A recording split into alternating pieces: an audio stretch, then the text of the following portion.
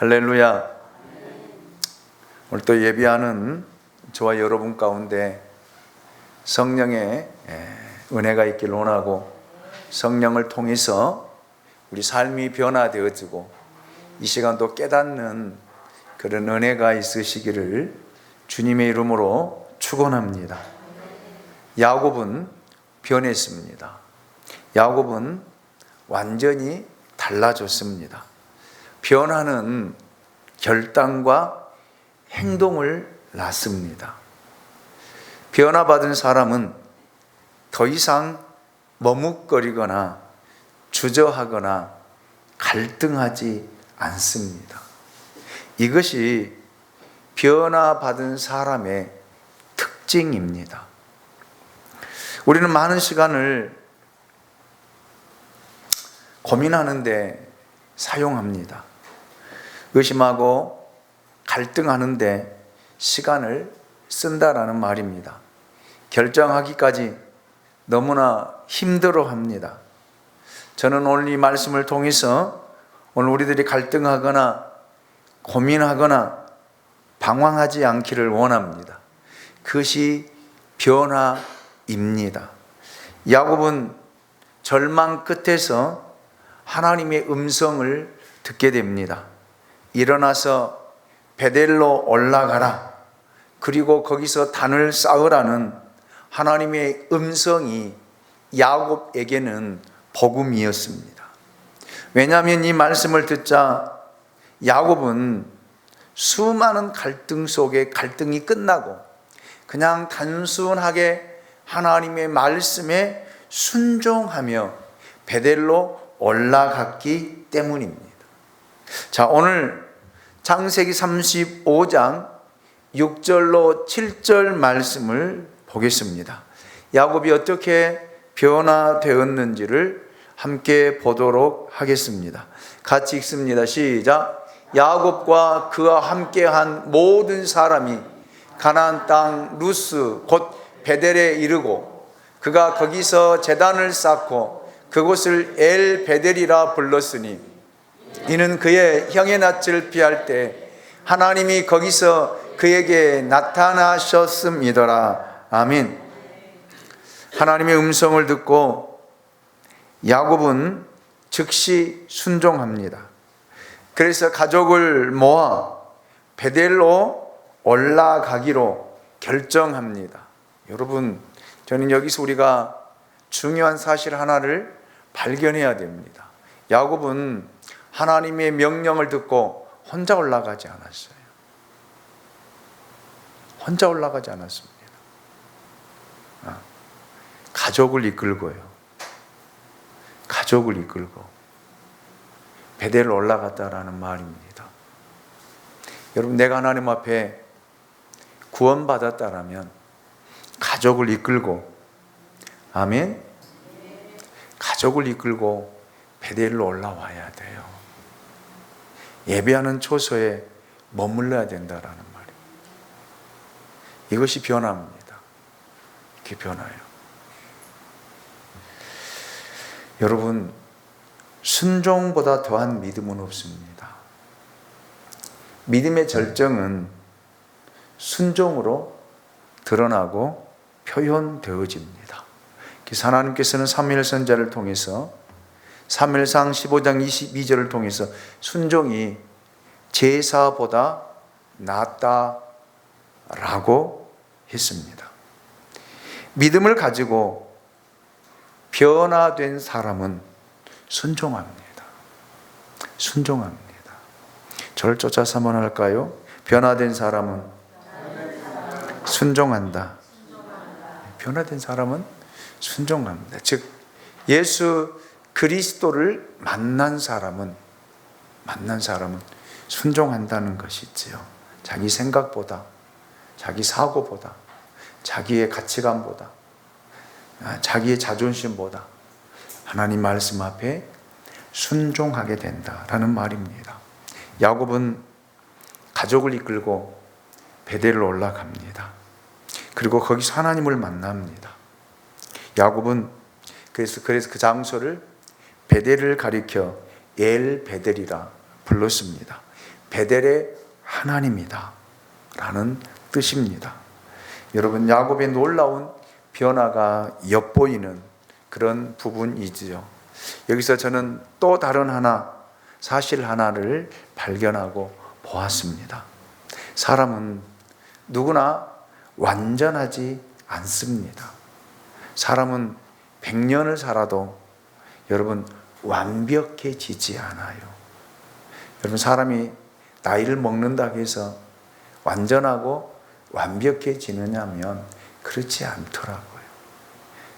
연세를 들고 나이를 먹으면 실수가 더 많아요. 실수가. 말의 실수를 많이 하게 되어지고요. 행동으로 실수를 하게 되어지고요. 실수를 많이. 그럼 실수 안 할 때가 언제냐? 없더라고요. 어리면 어린 대로, 젊으면 젊은 대로, 나이를 먹으면 나이를 먹는 대로 실수를 많이 합니다. 허물도 있고요. 실수도 합니다. 하나님을 만난 사람은 어떨까요? 마찬가지예요. 마찬가지입니다. 허물과 실수가 많습니다. 그러면 하나님을 만난 사람과 하나님을 만나지 않는 사람의 차이가 도대체 무엇일까? 만난 사람도 실수하고 만나지 않는 사람도 실수한다라면 여러분, 하나님을 만난 사람과 만나지 않는 사람의 차이가 도대체 무엇이냐라는 것이, 그 차이는 이렇습니다. 하나님을 만나지 않는 사람은 과거를 잊지 못하고 과거에 연연하며 살아갑니다. 그래서 그것 때문에 아파하고, 그것 때문에 상처를 받고, 그것 때문에 힘들어합니다. 그러나 하나님을 만난 사람, 하나님을 믿는 사람의 특징은 과거와 단절한다라는 말입니다. 하나님을 믿는 사람이 완벽하고 허물이 없다라는 뜻이 아닙니다. 자신의 과거에도 허물이 있고 기억하고 싶지 않는 점이 있다 하더라도 이들은 미래를 향해 나아간다라는 말입니다. 여러분, 야곱처럼 허물과 실수가 많은 사람이 어디 있습니까? 그럼에도 불구하고 여러분, 야곱은 그 과거는 과거로 묻고 여러분, 새로운 미래를 향해서 한 걸음 한 걸음 나아가는, 그리고 변화되어져서 새로운 삶을 추구하며 살아가는 야곱의 모습을 볼 수 있다라는 그런 말입니다. 여러분, 그래서 우리가 과거에 어떻게 살았든지, 무슨 일을 했든지, 어떤 행동을 했든지, 여러분, 이제 예수 그리스도를 믿고 만남으로 새로운 피조물이 될 수 있기를 원합니다. 새로운 사람이 될 수 있기를 원합니다.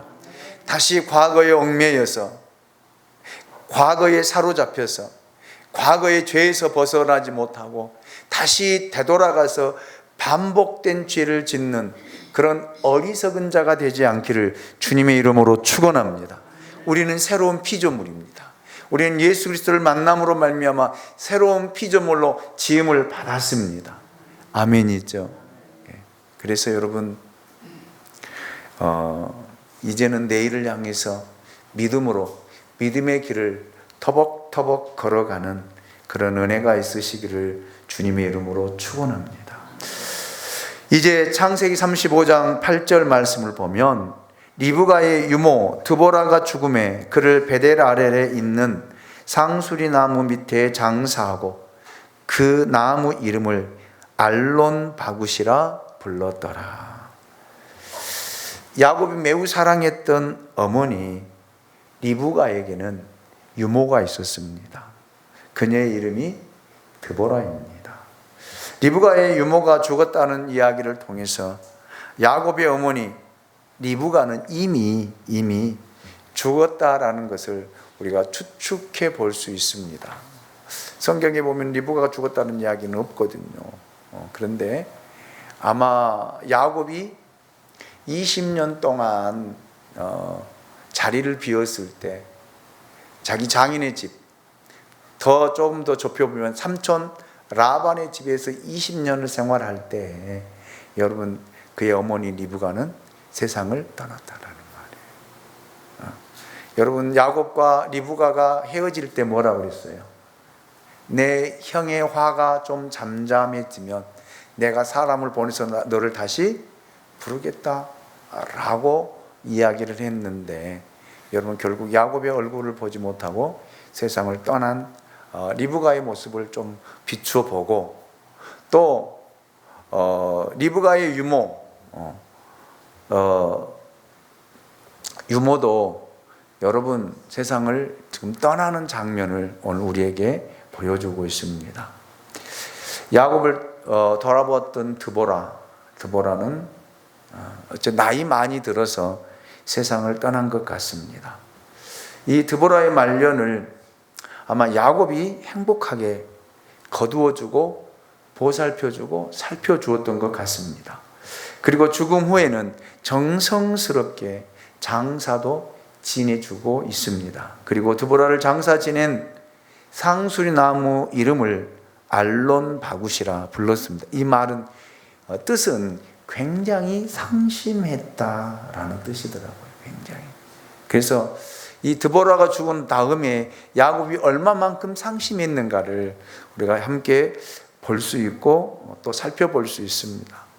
여러분, 왜 하나님께서 성경에 드보라, 리브가의 유모 드보라가 죽었던 것을 표기하고 또 야곱이 그 생활 과정 속에 베델로 올라가는 과정 속에서 이 부분을 기록했을까? 하나님이 기록한 의도가 무엇일까? 의도가. 저는 그 의도를 찾았습니다.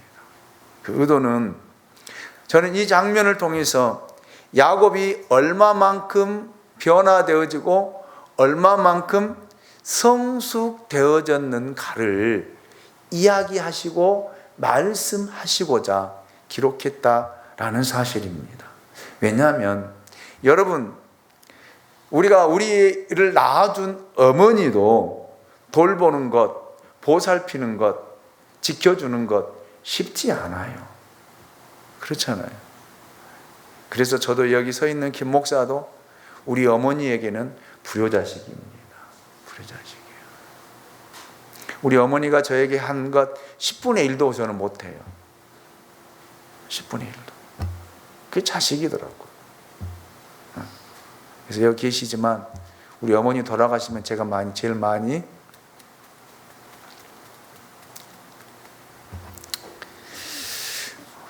많이 울 것 같아요. 왜?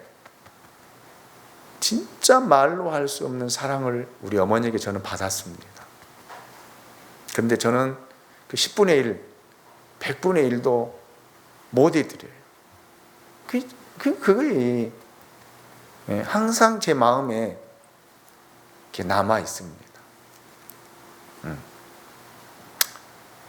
이렇게 나를 낳아준 어머니도 잘 모시지도 못하고 돌보지도 못하고 효도하지 못하고 하는데, 여러분, 그의 어머니 유모를 돌본다는 일은 그다지 쉽지 않는 일입니다. 진짜 어려운 일이잖아요.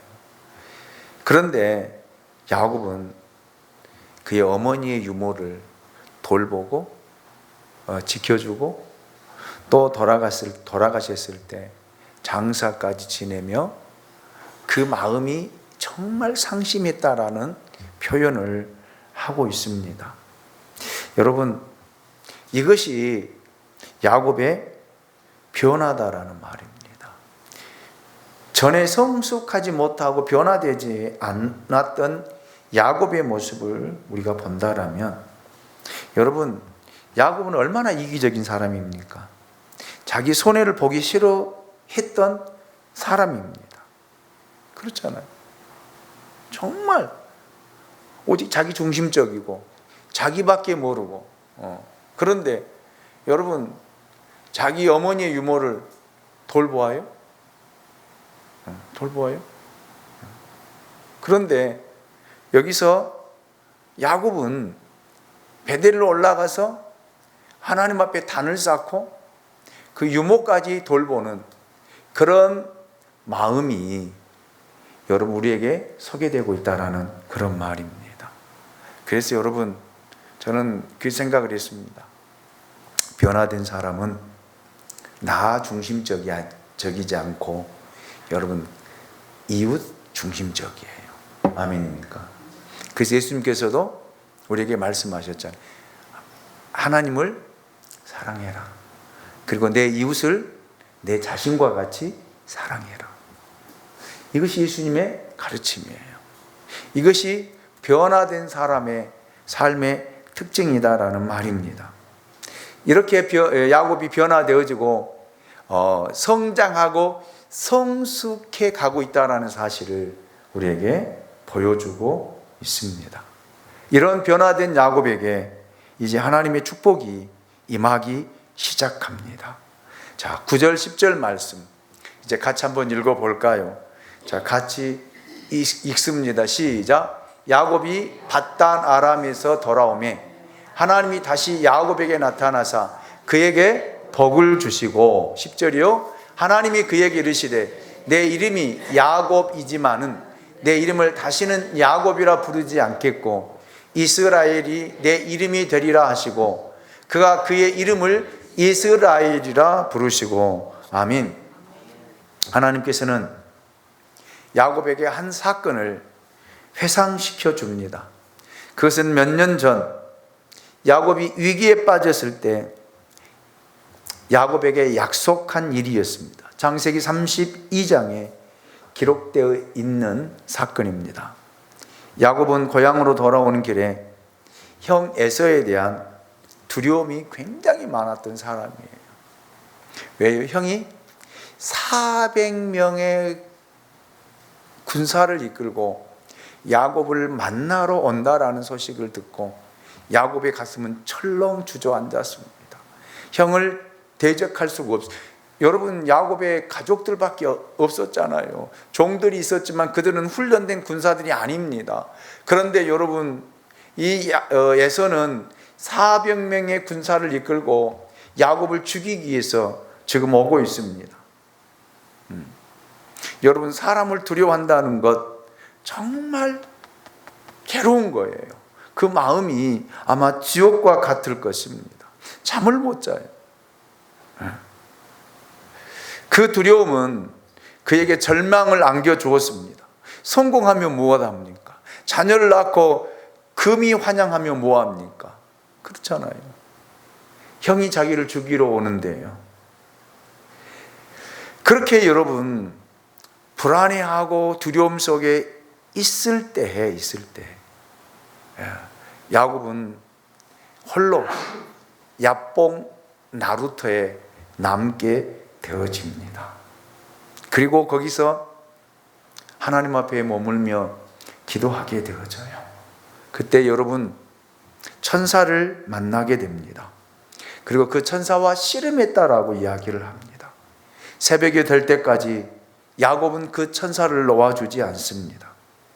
자기를 축복해 주기 전까지는 놓지 않겠다라고 여러분 천사와 씨름한, 그래서 천사가 그 관절뼈를 내리치는, 그래도 놓지 않고 절룩거리면서도 쫓아가는 야곱. 그때 그 천사를 통해서 야곱의 이름을 바꿔줍니다. 이제는 야곱이라 부르지 않고 내 이름을 이스라엘이라 하리라. 여러분, 야곱은 그의 부모가 지어준 이름입니다. 의미는 속이는 자, 사기꾼이라는 뜻의 의미입니다. 여러분, 야곱이라고 하는 이름을 부를 때마다 야곱에게 드는 느낌은 어떤 느낌일까요? 이 야곱이라는 이름을 가지고는 좌절과 인생의 어려움을 막을 수가 없었습니다. 그리고 항상 그를 따라다니는 꼬리표가 있었습니다. 뭐예요? 사기꾼이라는.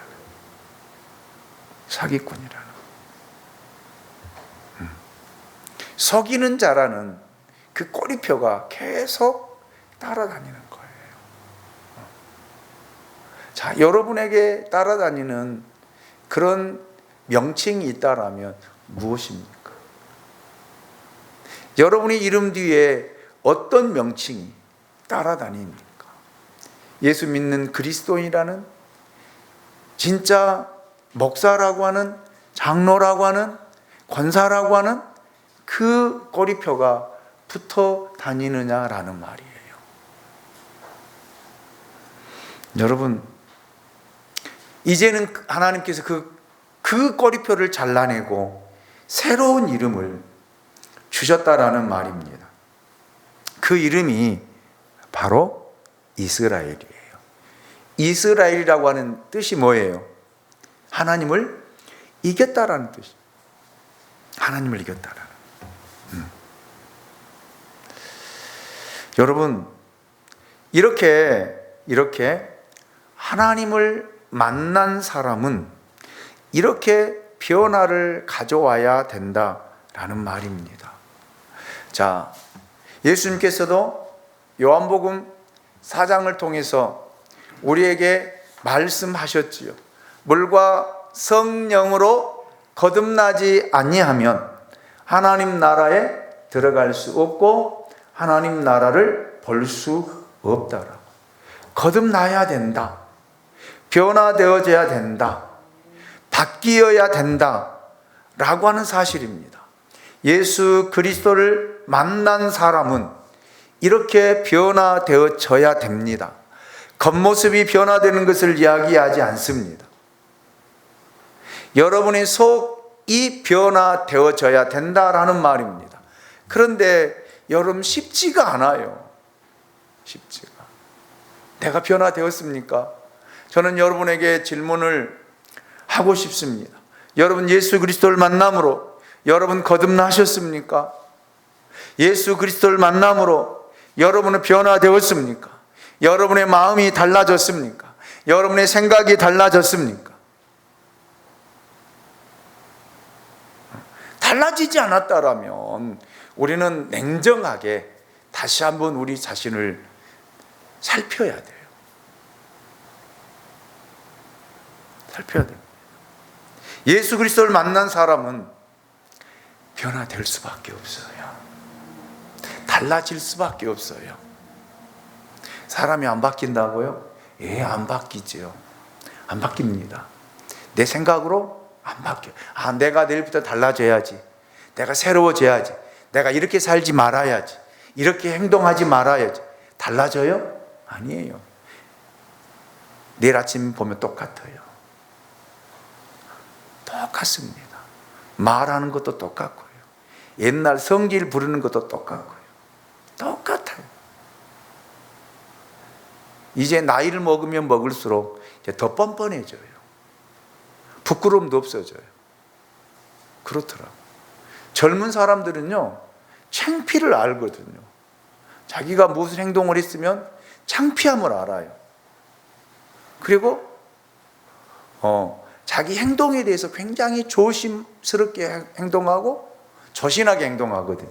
근데 나이를 먹으면요, 이제 뭐 어때? 내가 이 나이를 먹고 이렇게 내가 이제 영도까지 살았는데 부끄러움도 없고요, 행동도 함부로 하고요, 말도 함부로 하고요. 이것이 변화된 그리스도인의 모습이냐라는 말이에요. 이것이 달라진 사람의 모습이고 행동이냐라는 말입니다.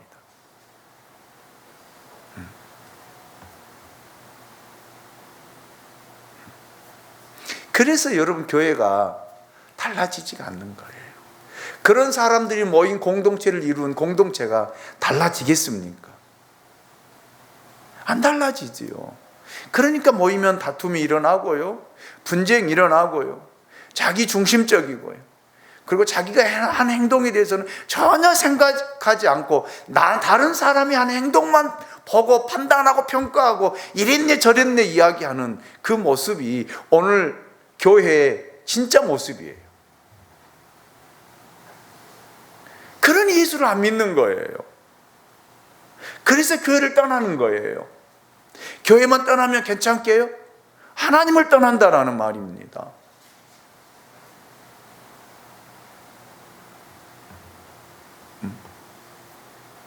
그래서 예수님께서 우리에게 가장 중요하게 생각하는 것이 거듭남이에요. 거듭남이에요. 변화되어져야 됩니다. 예수님을 믿고 있다라면, 여러분 진짜 예수를 만났다라면 거듭나야 돼요. 달라져야 된다라는 말, 좀 달라져야 돼요. 젊었을 때는 성질을 부렸었지라도 이제 예수를 만나고 난 다음에는 좀 성질도 덜 내고요, 말도 좀 조심조심하고요, 상대방의 상처된 말들을 좀 하지 말고요, 좀 조심조심하면서 여러분 예수를 믿는 본이 되어야 되지 않겠습니까? 이 사람이 변화된 사람이에요. 이 사람이 바뀐 사람이란 말입니다. 하나님이 그 사람이 드리는 기도를 하나님 받으셔요. 변화되지 않고 우리가 아무리 하나님 나와서 울부짖고 소리 높여서 여러분 10분, 20분, 1시간, 2시간씩 기도한들 하나님이 그 사람의 기도를 받으시겠냐고요.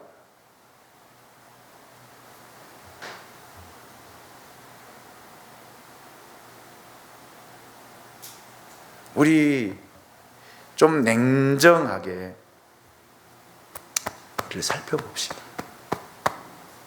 좀 달라집시다.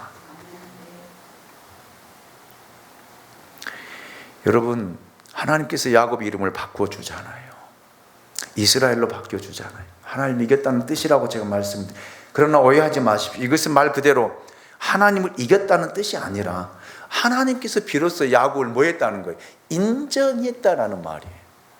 우리 홍 권사님 기도할 때 다윗이 하나님 마음에 합한 자로, 그리고 김 목사도 하나님 마음에 합한 자로 기도해 주셔서 감사합니다. 저도 하나님 마음에 합한 자로 살도록 부단히 애를 써야 돼요. 네. 하나님이 인정해 줘야 된다는 말입니다. 사람이 인정해서는 되는 거 아니고요. 여러분, 하나님께서 이제 야곱의 존재를 인정해 주셨다라는 말입니다. 야곱의 믿음을 드디어 하나님께서 인정하셔서 그 이름을 야곱이라 하지 아니하고 이스라엘이라 라고 불러주셨다라는 말입니다. 오늘 저와 여러분에게 이런 변화가 일어나기 원합니다. 예수를 만나야 돼요. 거듭나야 돼요. 교회 다닌다고 천국 가는 거 아닙니다. 저 분명히 말씀을 드립니다. 교회 다닌다고 천국 가는 거 아니에요. 하나님 나라 들어가는 거 아니에요. 변화되어야 돼요. 달라져야 됩니다. 달라져야 돼요.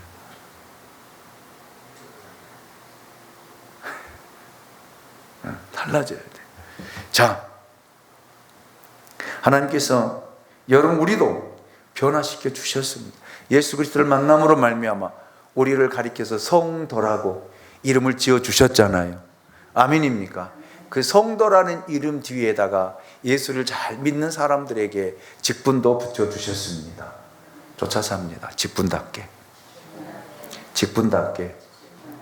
살아야 된다. 권사님이 평신도가 똑같이 살면 안 돼요. 똑같이 행동하면 안 돼요. 아멘이죠. 진짜예요. 평신도는 평신도예요. 직분자는 하나님이 그 사람의 믿음을 인정해 주셨기 때문에 목사라고 하는 직분을 주었잖아요. 그런데 제가 목사가 평신도와 똑같이 행동하고 똑같이 말하고 똑같이 살아간다면 그게 목사입니까? 목사지? 싹군이에요, 싹군. 예, 곧 끝내겠습니다. 예. 예. 구원은 하나님께서 이름을 바꾸시고 그 이름을 불러주시는 거예요. 목사 수강아라고 부를 때에 저는 하나님께 인정받는 거예요. 하나님 인정해 주시는 거예요. 아멘입니까? 자, 보실까요? 11절로 13절 말씀을 보면, 자, 읽지는 않겠습니다. 시간이 다 되어졌기 때문에. 이름을 바꿔주신 하나님께서 당신을 이렇게 야곱에게 다시 소개를 하고 있습니다. 첫째, 나는 전능한 하나님이라는 거예요. 전능한. 여러분, 하나님은 전지전능하신 분입니다. 전지전능하다라는 말은 여러분 불가능이 없고 부족함이 없으며 그 능력이 영원하다라는 뜻이에요. 그래서 그 분에게 전지전능한이라고 하는 이름을 붙여드리는 거예요. 여러분, 하나님 모든 걸 하실 수 있는 분이에요. 아멘입니까? 병이요? 하나님이 고칠 수 있어요. 여러분의 삶이요? 하나님이 고칠 수 있어요.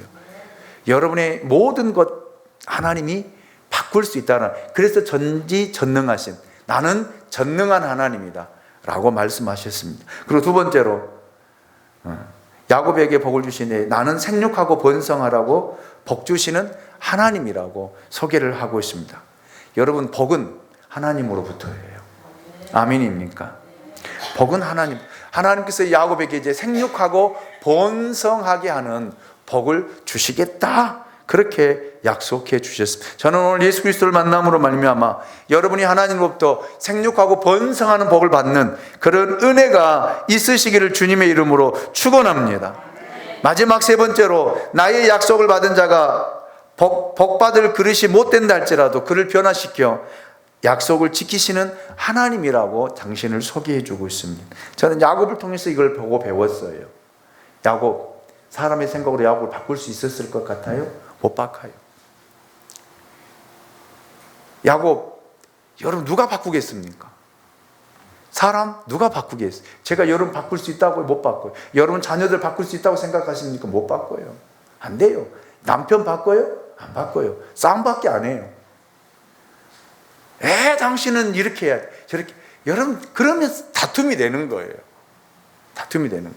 그런데 여러분, 하나님은 바꾸십니다. 당신의 자녀라면, 당신의 백성이라면 하나님은 바꾸셔요. 아멘입니까? 우리가 구원받은 백성이고 하나님의 자녀라면 하나님은 우리를 바꾸십니다. 바꾸십니다. 그래서 달라져야 된다라는 거예요. 그래서 변화되어야 된다라는 것입니다. 하나님이 야곱을 바꾸시잖아요. 아멘이죠. 하나님이 야곱을 바꾸시잖아요. 그런데 여러분, 하나님 택하지 않는 백성은요, 바꾸지 않아요. 제 갈 길로 내버려 둡니다. 사울을 보십시오.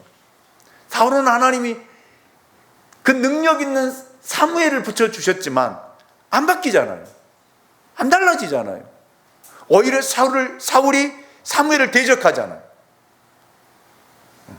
사무엘 대적해요. 안 바뀌거든요.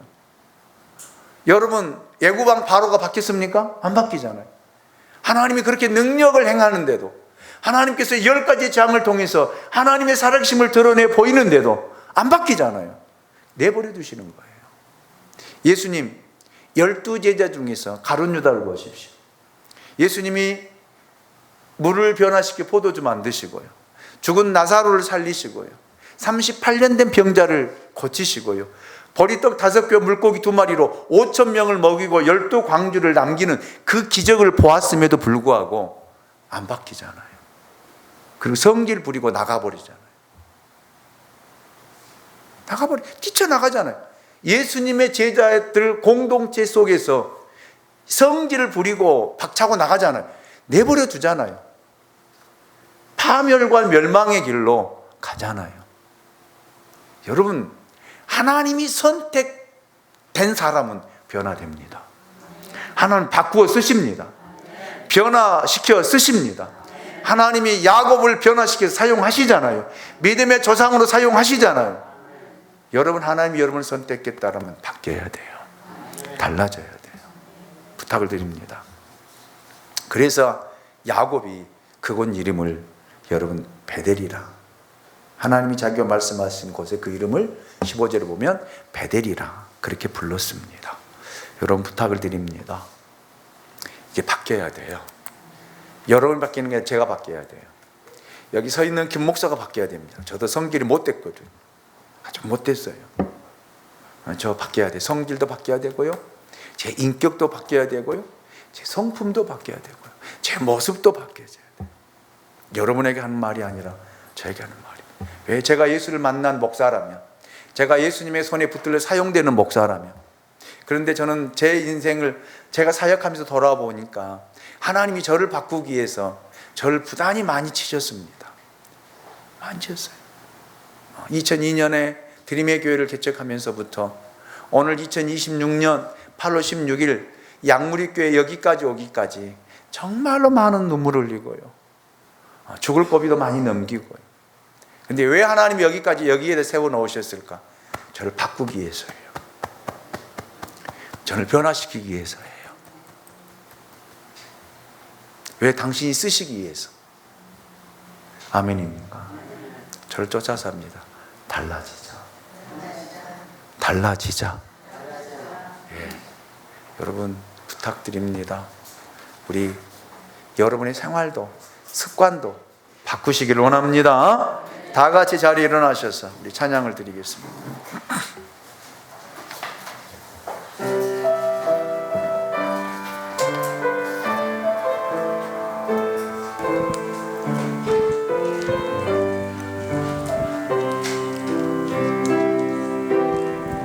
아주 먼 옛날 하늘에서는 당신을 향한 계획 있었죠. 하나님께서 바라보시면 좋았더라고 말씀하셨네. 이 세상 그 무엇보다 귀하게 나의 손으로 창조하였노라.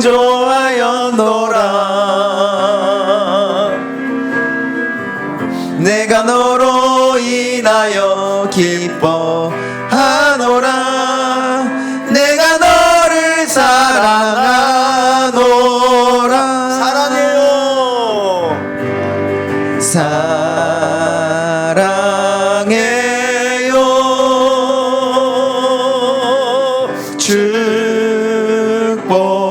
축복해요.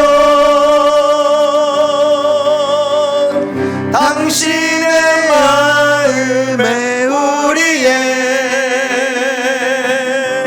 사랑을 드려요. 옆 사람에게 변화된 마음으로 진짜 사랑해요. 사랑해요. 축복합니다. 축복해요.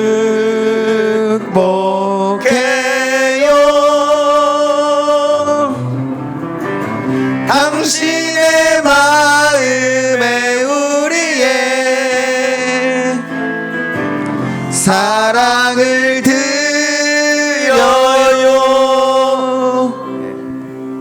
예배 끝나고 오늘 우리 장로님